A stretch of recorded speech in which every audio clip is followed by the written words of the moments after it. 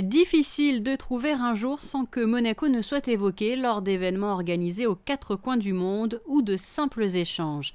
Il faut dire que la direction du tourisme et des congrès multiplie les actions.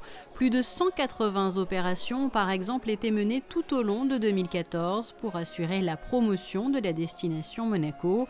2014 ou 12 mois dont le bilan est sans équivoque. Une année remarquable, en fait, une année de record, puisque à la fois en taux d'occupation et en revenu par chambre disponible, qui est le critère d'occupation et de succès des hôtels, nous avons battu les records. 2014 a été la meilleure année. Un peu plus de 65% d'occupation hôtelière et un tourisme d'affaires en hausse. Et voici les pays d'origine des visiteurs les plus représentés. Grande-Bretagne, France, Italie, Russie et États-Unis. L'Australie n'est pas très loin sur cette liste avec une progression spectaculaire de plus de 37% en 5 ans.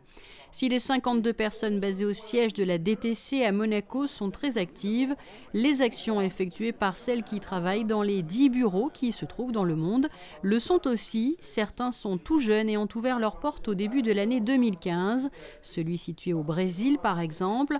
Autre nouveauté, celui de Singapour, qui assure aussi la promotion de la destination Monaco dans bien d'autres pays d'Asie, comme la Chine, la Corée du Sud ou encore Taïwan et la Malaisie.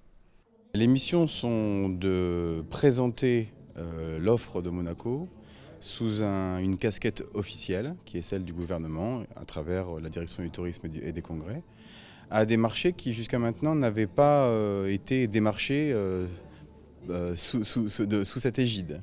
Donc ça passe par tout simplement un ratissage large dans un premier temps. Il faut qu'on commence par un spectre très ambitieux et qu'ensuite on réduise au fur et à mesure que les années vont se dérouler vers une clientèle qu'on aura fidélisée et qu'on aura, disons, identifiée comme étant celle qui intéresse le plus la principauté.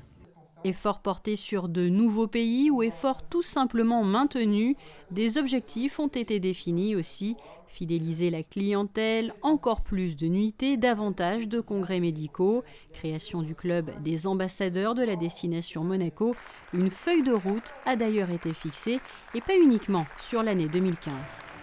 Pour moi, c'est indispensable de fixer une feuille de route sur 3 ans jusqu'à la réouverture de l'hôtel de Paris. Parce que bien évidemment, l'hôtel de Paris, ouvert à plein, bien sûr, le nouvel hôtel de Paris, ce sera de nouveau le vaisseau amiral de la destination. Donc il va de nouveau changer la donne et on aura un nouveau Monte-Carlo en 2018 que nous avons 3 ans pour préparer. Donc ces 3 ans-là, ils vont être dédiés à l'humain, ils vont être dédiés à l'accueil, ils vont être dédiés à comment améliorer la destination Monaco par le maximum de coopération, d'accueil, de tout ce qu'on peut offrir comme expérience Monte-Carlo.